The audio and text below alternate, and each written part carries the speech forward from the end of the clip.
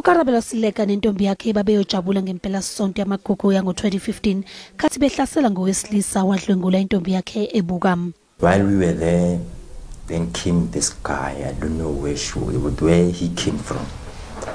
Then he came and he used the stick to hit me on my head. Then I fell down. Then he used the rope to tie my hands. Then he tied my hands and he forced himself on Lesego. Ngenxa yalokhu kuhlukumezeka uLesego wazibulala. I went to school. When I got there, she was not there at her class.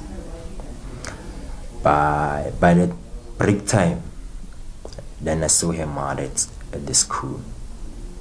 Her mother was there to tell the principal that Lesego was no more. Emva kwalokhu Sileka wazikhomba ngenjumbane kepha inhlangano engenzi inzuzo yamhlenga. Ngenxa yokuqoza koxhaso lwemali kulezi inhlangano, iningi lezisulu alilutholi usizo. As ambassadors for change, our work is strongly on pillar 2 of the NSP.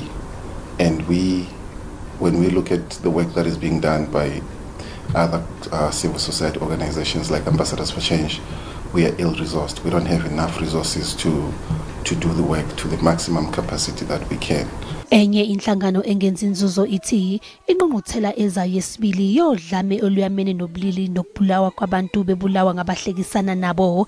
iGBVF Summit yesibili kufanele ibheke uxhaso lwemali kulezi inhlangano. The summit like this, if it can improve maybe funding so that we can be able to reach out to the communities, because the communities we are saving are very far from town.